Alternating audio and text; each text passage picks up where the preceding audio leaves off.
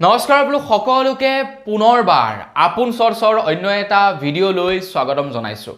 বৰ্তমান সময়ত এয়াৰটেল আৰু জিঅ' কোম্পানীয়ে যিমান পাৰে সিমান নিজৰ ফালে কাষ্টমাৰ টানিবলৈ চেষ্টা কৰিছে।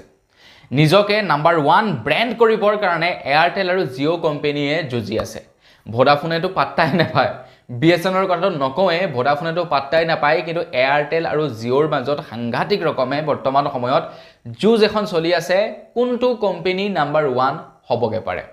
সাবস্ক্ৰাইবাৰ বেছ হিচাপত যদি চাবলৈ যাওঁ বৰ্তমান সময়ত জিঅ' নাম্বাৰ 1 হৈ আছে, কিন্তু ইণ্টাৰনেটৰ ক্ষেত্ৰত যদি চাবলৈ যাওঁ এয়াৰটেলে কিন্তু খুব সুন্দৰ নেটৱৰ্ক কোৱালিটি বৰ্তমান সময়ত আগবঢ়াই আছে।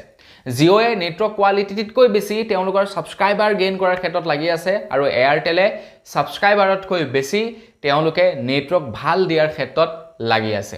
যাৰ বাবে নেকি আপোনালোকে হয়তো লক্ষ্য কৰিব পাৰে যে য'ত নেকি জিঅ'ৰ নেটৱৰ্ক নাপায় তাত কিন্তু এয়াৰটেলৰ নেটৱৰ্ক পায়, য'ত জিঅ'ৰ নেটৱৰ্ক পায় তাত এয়াৰটেলো ধুনীয়াকৈ চলি থাকে। আপোনালোকে বাৰু কি কোম্পানীৰ সিম কাৰ্ড ব্যৱহাৰ কৰে কমেণ্ট ছেকশ্যনত জনাব। তো মই যেহেতু এয়াৰটেল আৰু জিঅ' দুয়োটাই ব্যৱহাৰ কৰোঁ, তো সেইবাবে মই বুজি পাওঁ, এই সমস্যাটো ময়ো ফেচ কৰিছোঁ, গতিকে সেই এক্সপিৰিয়েঞ্চৰ ভিত্তিত কৈছোঁ।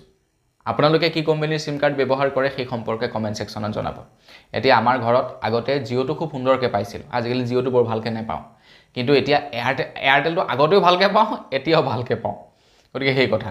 বাকী মই এনেই নৰ্মেলি য'ত থাকোঁ তাততো এয়াৰটেলো ধুনীয়া, জিঅ'ও ধুনীয়া, কিন্তু আমাৰ ইয়াত জিঅ'টো এতিয়া অলপ বেয়া, এয়াৰটেলটো খুব সুন্দৰ। ঠিক তেনেকুৱা কথা আৰু য'ত নেকি জিঅ' পায় তাত এয়াৰটেলো পায়, য'ত নেকি আপোনাৰ জিঅ' নাপায় তাত কিন্তু এয়াৰটেল খুব সুন্দৰকৈ পায়।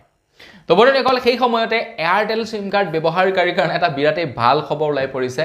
তো সেই ভাল খবৰটো সম্পৰ্কে মই আজি আপোনালোকক জনাম এই ভিডিঅ'টোত। তো ভিডিঅ' প্ৰথমৰ পৰা শেষলৈকে চাই থাকিব। মই শ্ৰীপাঞ্জি গগৈ, আপোনালোকে চাই আছে আপোন চৰ্টছ। আহক আৰম্ভ কৰোঁ আজিৰ ভিডিঅ'। আগবাঢ়িছোঁ আজিৰ খবৰটোৰ ফালে। আপোনালোকে বাৰু জানেনে এয়াৰটেলৰ বৰ্তমান সময়ত যিমানবিলাক 5G প্লেন আছে, 5G প্লেনসমূহত সিহঁতে কি কৰে, মানে এয়াৰটেল কোম্পানীয়ে কি কৰে, আপোনালোকক ডেইলি 2GB বা 3GBকৈ ডাটা দিব, কিন্তু তাৰ লগতে আনলিমিটেড 5G ডাটা দিয়ে। আপোনালোকে জানেনে বাৰু? কিন্তু আপোনালোকে 4G প্লেন ৰিচাৰ্জ কৰিলে নহ'ব আকৌ। 5G যিকেইটা ৰিচাৰ্জ প্লেন আছে, যেনে 349, 399, এই পেককেইটা যদি আপোনালোকে ৰিচাৰ্জ কৰে আনলিমিটেড আপোনালোকে 5G ডাটা লাভ কৰে, আনলিমিটেড পায়। এতিয়া মই ৰিচাৰ্জ কৰোঁ 449, অৰ্থাৎ 449 টকা ৰিচাৰ্জ কৰোঁ, ডেইলি 4GBকৈ ডাটা দিয়ে, আৰু তাৰ লগতে আনলিমিটেড 5G ডাটা পাই থাকোঁ। আৰু মোক ডেইলি কিমান নেট লাগে ঠিক নাই, কাৰণ মই ডেইলি 5টাকৈ ভিডিঅ' আপলোড কৰোঁ। তো সেই ক্ষেত্ৰত মোক যথেষ্ট পৰিমাণৰ ইণ্টাৰনেটৰ দৰকাৰ হয়। তো মোক সেইটো এয়াৰটেলে দি দিয়ে, মোক আনলিমিটেড ডাটা দিয়ে। মোক বুলিয়ে নহয়, মই এয়াৰটেলৰ ইউজ কৰোঁ কাৰণে মই আনলিমিটেড পাওঁ। আপোনালোকে যদি ইউজ কৰে আনলিমিটেড পাব, কিন্তু তাৰ কাৰণে কি হয়, আপোনালোকে য'ত থাকিব তাত প্ৰপাৰ 5G নেটৱৰ্ক পাব লাগিব। যদি 5G নাপায়, 5G পায় আৰু 5G প্লাছ নাপায় বা 4G পায়, তেতিয়া কিন্তু আপোনালোকে আনলিমিটেড 5G ডাটা নাপাব। এই যে ডেইলি 2GB 3GB ডাটা দিয়ে, সেইটোৱে চলিব লাগিব, আৰু বেলেগকৈ আপোনালোকে পাছত ৰিচাৰ্জ কৰিব লাগিব। কিন্তু 5G যদি পূৰা ধুনীয়াকৈ পায় ন, তেওঁলোকে বেলেগকৈ ৰিচাৰ্জ কৰাৰ দৰকাৰ নাই, আনলিমিটেড 5G ডাটা আপোনালোকে নিতৌ পাই থাকিব।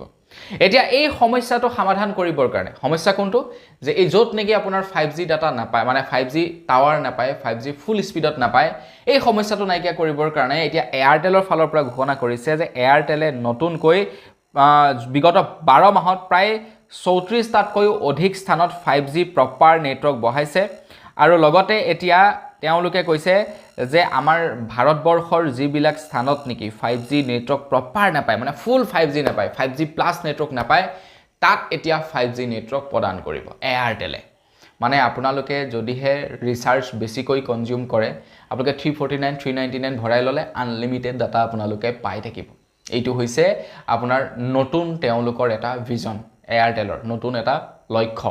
তেওঁলোকে 5G নেটৱৰ্ক নোপোৱা জেগাটো 5G দিব, আৰু বিগত 12 মাহত প্ৰায় 3400তকৈও অধিক, 3400তকৈও অধিক জেগাত তেওঁলোকে 5G প্ৰপাৰ নেটৱৰ্ক আগবঢ়াইছে।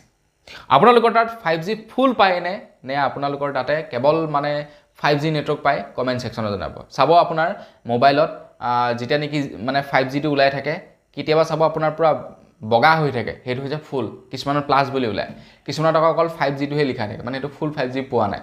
চ' সেই একদম পূৰা বগা হৈ থাকিব লাগিব, বা 5G প্লাছ ওলাই থাকিব লাগিব, তাত আপোনালোকে আনলিমিটেড ডাটা লাভ কৰিব। এতিয়া সেই সময়তে এয়াৰটেলৰ তৰফৰ পৰা 84 ডেজৰ এটা ৰিচাৰ্জ প্লেন মুকলি কৰিছে। তো সেই ৰিচাৰ্জ প্লেনটোত আপোনালোকে কি লাভ কৰিব, 84 ডেজৰ কাৰণে মুকলি কৰিছে। এইটো 5 ডেজ সম্পূৰ্ণ 5G ৰিচাৰ্জ হয়।